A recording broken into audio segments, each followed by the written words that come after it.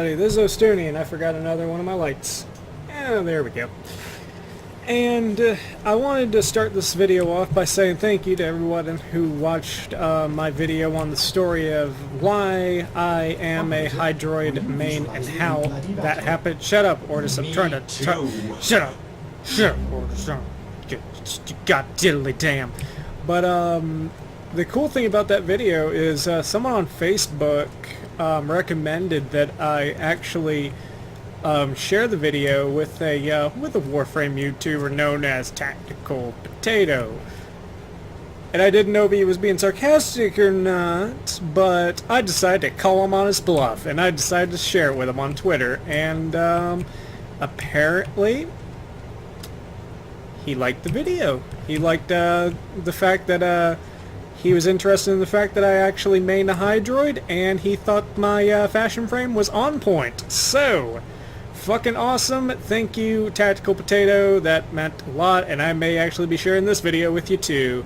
So, today, as you could probably see by the title on the intro, I'm going to show you guys, let's see, I want to make something clear. Hydroid is pretty much my all-around go-to frame and layout for any mission that like I may do grinding in, or I may just be like a normal mission or something like that. But if I have to survive like for a long period of time, or if I'm going into a mission where I have no idea what to expect, let's say story content or something like that, where it just looks like it's gonna be one fucking bitch of a doozy to do. And you guys may have seen this before on some of my earlier videos covering some of the newer story content, but I'll show you what I go with, and that Warframe and layout is Inaros. Now, in case you guys are wondering what the color scheme is, in case it looks a little bit familiar to you, the reason I have it like this is because of a game called Zone of the Enders Jehuti, the main mech that you pilot in that. I'll have a picture off to the side and you guys can kind of compare, but that's kind of what I based the color scheme around, in case you guys are wondering for fashion frame. So yeah, that's pretty much what I have going on there. But if you guys haven't ever tried Inaros, because of the fact that, let me get a little bit closer. Because of the fact that he doesn't have any shields, well, let me tell you something. That may be actually the biggest mistake you've made in the game, because Inaros is pretty much the ultimate tank because of this. Now, I'm going to go through the build, and I'm going to show you guys why this is the situation. So basically, if you go into Inaros himself, you can see the... Cut down the... Lotus proud. If you look at the build, you can kind of see where everything's starting to form together with the very first mod, and the very first mod is Rage, and it converts 40% of damage on health into energy. So basically, every single hit that you take is restoring energy to you. So I decided to couple that together with Energy Siphon, so we just get some energy back over time in general as well. Then you have Prime Flow to get his energy pulled to max. Let's see, I have Intensify for power strength, I have Streamline to cut down on the cost overall, I have Stretch to increase the range of the first ability, which will help in recovering health. Let's see, have Armored Agility plus Steel Fiber on there to get as much armor as I possibly can for his for the bonus that he basically gets for armor for his fourth ability. And then I have Vitality, and you don't even need redirection because, like I said, he doesn't have any shields to begin with. So, like, 440% of 0 is 0, so what the fuck ever. But I'm gonna let you in on what his fourth is. His fourth, basically, you hold down the button and you start to get more armor as you go. And it can get to be a pretty goddamn, like, just insane amount of armor. Now for his other, his primary and his secondary, these are going to contribute to what makes him basically immortal, but I think it would be pretty interesting to learn. Now see, I'm kind of in the middle of leveling this, so this isn't my full build, but you guys can kind of see where I'm probably going to be going with this. Let's see, I have Serration, Split Chamber, I have 2 of the dual status mods. I'm probably going to go for all 4, and I have Entropy Burst, and this is the Super Vandal version, or the Vandal Supra version, I should say. But you can equip that on there, and it gives you an extra 20% to status chance. So that is pretty good, and plus it gives you that 1 entropy whenever you kill so much stuff, it pops off, and you get a pretty nice little AoE effect going on.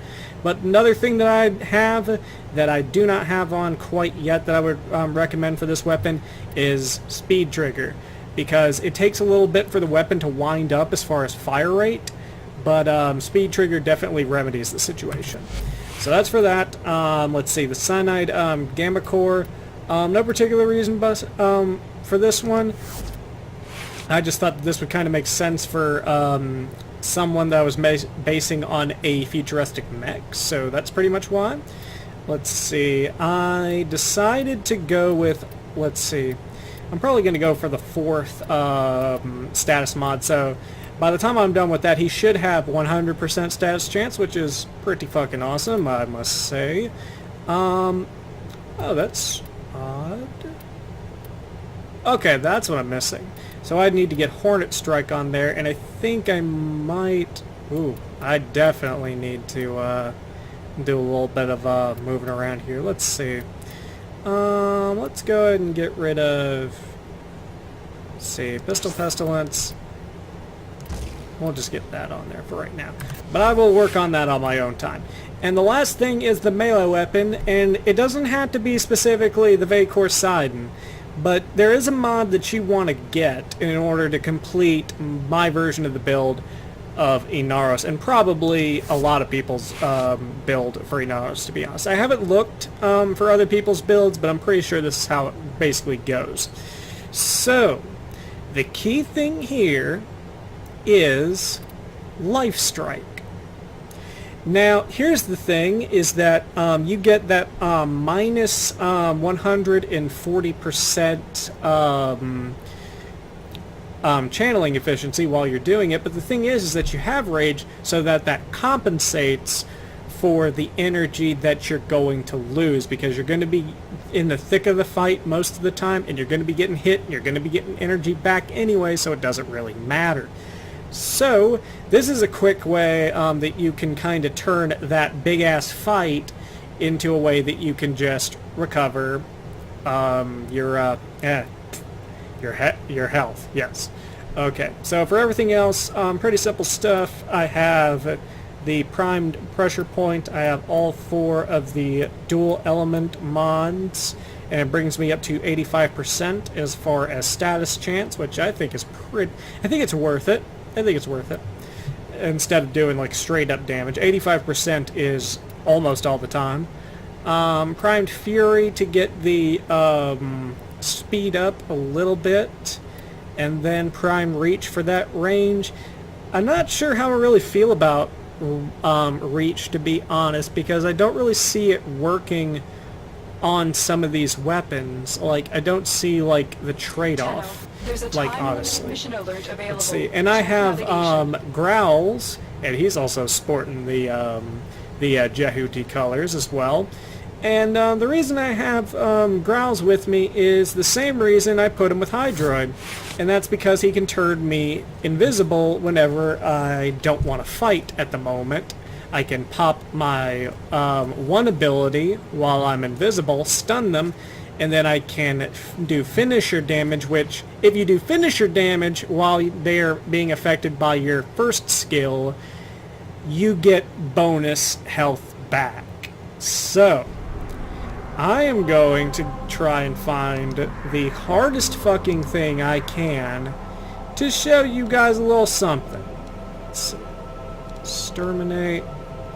You know what? Yeah, let's go to Mott. I think Mott is probably a good place to show you guys a little bit about how Inaros is basically just a god when it comes to tanking and survival missions, because nothing's more frustrating than, like, knowing that you have to survive 15 to 20 minutes for a potential drop, and, like, having to really worry about... Uh-oh. Oh, yeah, that's right. I still gotta set that up. And knowing that your Warframe may not have what it takes to survive. Let's see. Okay, so everybody's kinda... Are we gonna...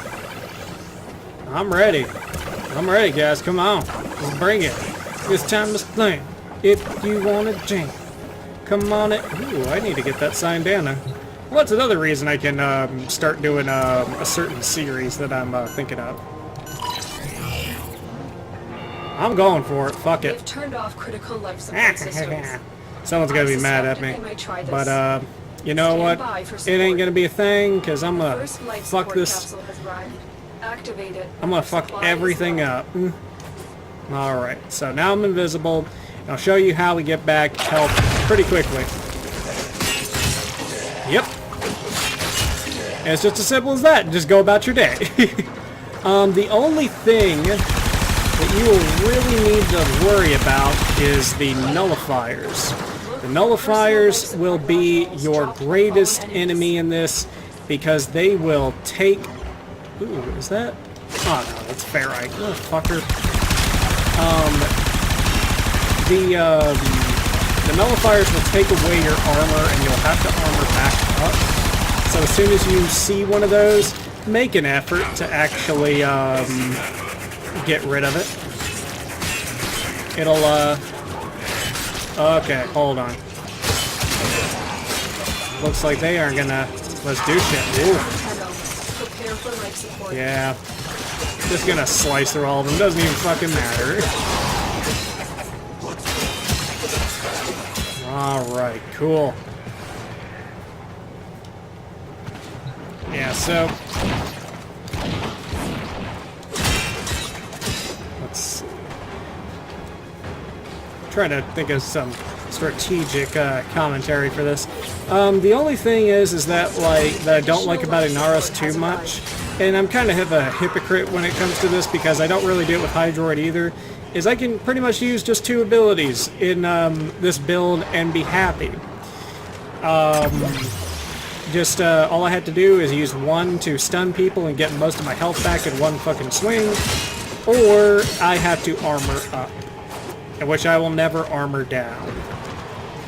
But then again, this build is not about flash or anything like that. This build is about getting you through those very, very long missions where you have to get to rotation C in order to get shit, and you're like, well, I ain't just gonna do 1 rotation C, I'm gonna do 2. Well, for this, that shouldn't be an issue.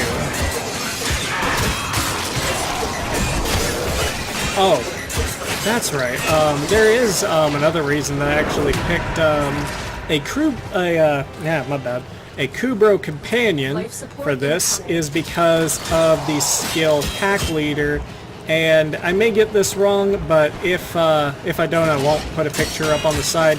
The Pack Leader is essential if you're going to have a Kubro with you, because you'll be doing a lot of melee damage as Inaros to keep him alive, which it doesn't take that much effort, by the way, to actually keep him alive, just to clarify that.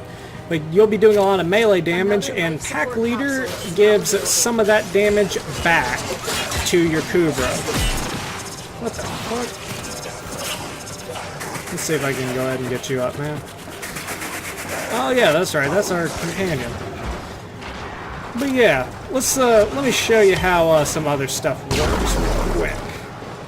Let me show you my Supra and everything like that, because it's all about all the weapons. Actually, that's pretty good fire rate for the Vandal Supra. Like, I think it's right on par with the regular version of it. Which, that's pretty good. And also, something else that's actually kind of cool, for those of you who are fans of the well, I'm sure that everybody who has them are fans of it, but the Supra and well, not the Supra, the Vandal and Wraith versions of weapons, there we go, I finally said it, are actually going to be RGB colored and everything like that here pretty soon in the future. So basically what that means is you will be able to color in those weapons with whatever you want. They will not be black and red all the time anymore, and you will be able to pick what the hell you want. Which is pretty good, because that's something that kind of irked me just a little bit. Look, I'm trying to tell people about this shit. Oh no, Boots is gonna sit on my lap. My cat's gonna sit on my lap. And Vor's here. Oh no. Alright, come on. Oh, that's good. We got a Valkyrie with us. Boots, you're in the shot. Boots. Gosh, Boots, why are you doing this? Where is the bitch known as Vor? You think he would have learned whenever he got his ass beat by a Hydroid. Now, I'm not saying that Hydroid's bad. If you guys remember from my last video, Hydroid is my main. That's not even a joke either, for those of you who are new. Boots, stop it. Stop it. Okay, there we go. That's right, I play with the controller. What of it? What are you gonna do? You gonna bully me online? Whatever, man. Fuck you. Dude, I got a gold mine, so I guess that's pretty good. But basically, all I can really say about, yes, yeah, Vor will continue the place of, yeah, okay, Vor,